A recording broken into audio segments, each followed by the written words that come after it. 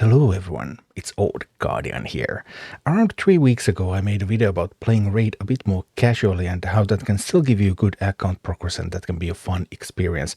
And in this video I want to update that a little bit because I have now completed my first fusion playing Raid casually. I did it with 3 accounts. Well, I guess it's maybe a little bit less casual when you do 3 accounts. But in order to be able to get enough data to really evaluate how easy it is to do, I had to do the multiple accounts. So 3 casual accounts did a fusion. How did it go? Let's take a look. First, thank you Raid Shadow Lessons for sponsoring this video and for giving me this wonderful promo link. If you want to get started with Raid and note that you can also play Raid casually nowadays, then down below in the description there in the QR code, a wonderful promo link to start Raid with Tholin Foulbeard after the tutorial. Then you can also get Tuhanarak from the Desert Queen code. You can get Ezio Auditore as a login bonus. So 3 legendary champions to start with, as well as 3 top tier epics with Rector Drath, Venomage and Uugo. The best way to start Raid. And then about that casual approach to Raid. Casual approach to Raid especially applies after you have reached the last chest of Ultra Nightmare Demon Lord. Obviously you can play away casually all the way through there, but once you are farming that, you will be able to farm enough shards to complete all fusions with just a few minutes spent per day on that Demon Lord. Raid has an energy system, and you only regenerate energy when you're below your energy cap. Once you reach level 60, then your energy cap reaches its peak, which is at 130, so only when you're below 130 energy will you naturally regenerate more. So you will lose up to 480 energy per day if you're above the energy cap, but that can still be quite alright. Because daily quests and events also give you energy as rewards, so you will be able to build this stockpile of energy. And then you can use that stockpile to complete interesting events, such as Gear Ascension for some souls, for example, and also fusion events. So the main thing about this more casual approach to Raid is to do the Demon Lord every day, that's the most important thing, and then do the daily quests. They also cascade into weekly quests and into monthly quests, and they're going to give you a lot of energy. Then a little bit of arena is important, but you already do that with your daily quests, and simply having Raid open for at least 60 minutes per day gives you even more energy from that. Then, in order to stay in a clan, you probably have to do Chimera and Hydra. I like to do mine on Mondays typically, so just spending one day getting those things done. And then Doom Tower, Cursed City, Grim Forest. Actually, in this experiment, I have mostly been doing Doom Tower, because Doom Tower you can set on auto climb, so you don't have to attend it so much, and you still get a bunch of rewards. If you decide to pursue a fusion or decor path, they will take more time, but now that I have done 3 fusions like this, it didn't actually take that much more time. But it does require some planning. So the fusion that I did was Kassandra Fusion. I did this with 3 accounts that were all pursuing the same casual strategy. And first I analyzed the fusion event calendar. Okay, where are the points where there are many synergistic events so that I can overlap the events? I can double dip or triple dip into these events so that I know when to focus on this event.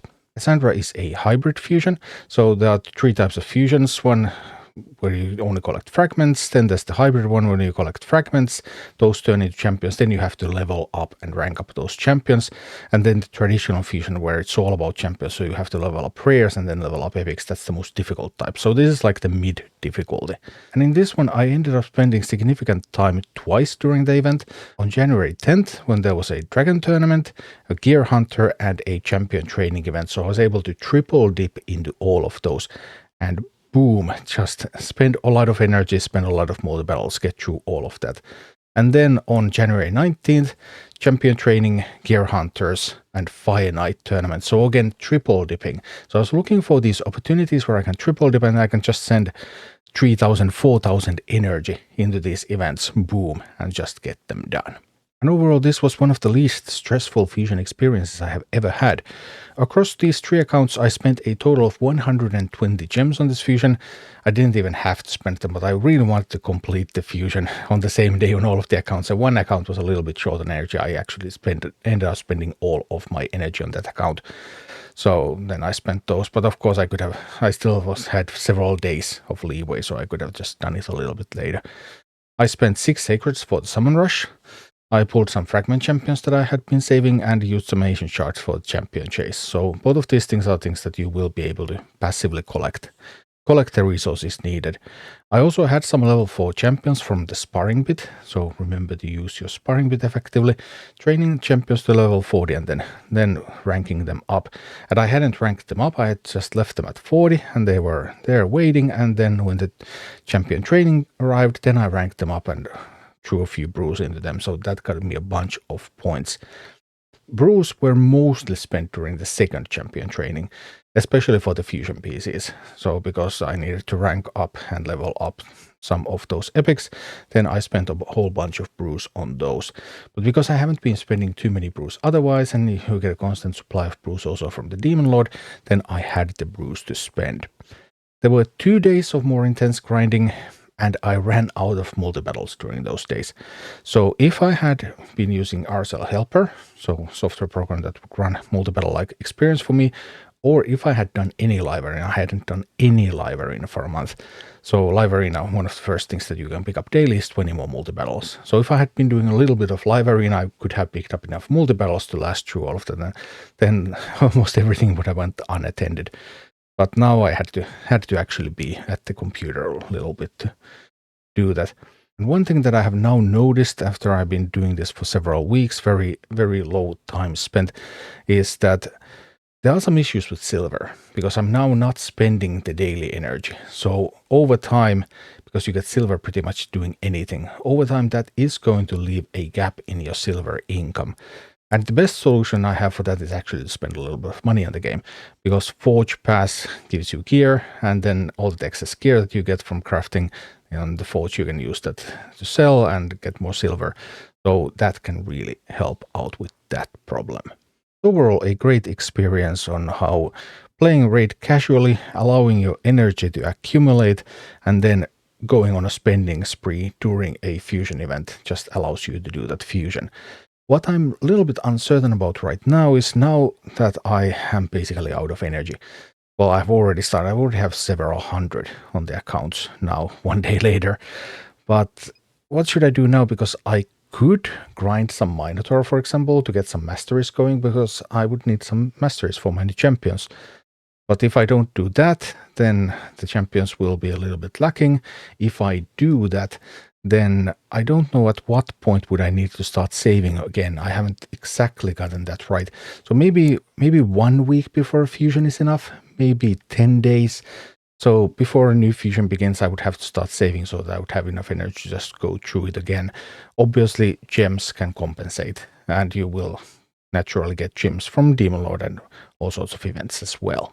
Which leads me to the casual spending plan for Raid. If you want to spend money on Raid and you want to play casually, then once you reach that Ultra Nightmare Demon Lord, buying shards will get you nowhere if you're playing very casually. That just isn't going to help you at all. And daily gem pack is still worth a lot. Daily gem pack you can use that to get masteries, you can use that to get energy, you can use it to get whatever you need, basically. And also Forge Pass is a big deal, because there is that certain gap in your silver income. Now that I have done this for several weeks, I've noticed that. And Forge Pass can compensate for that. So those would be the main things that you would consider when you're doing Raid casually. And actually, it is possible to just do fusions. It's probably possible to do the fusions even without either of these, because you will get a whole bunch of gems actually just playing the game. And those gems can then be turned into energy and turned into silver, so you will be able to compensate. But these are the ways to make it even easier. So overall, I have had a pretty good, fairly casual experience in Raid, still finalizing just how much I can afford to do stuff like Minotaur, so that I will still have the energy left over. But yeah, looking fun, and a bit of a different experience from the very hardcore grind that you often see people doing in Raid. But there are more than one way to play the game. Thank you for watching. Click like and subscribe if you enjoyed this, and a special thanks to all of my Patreon supporters, YouTube members and Twitch subscribers who make all of these videos possible.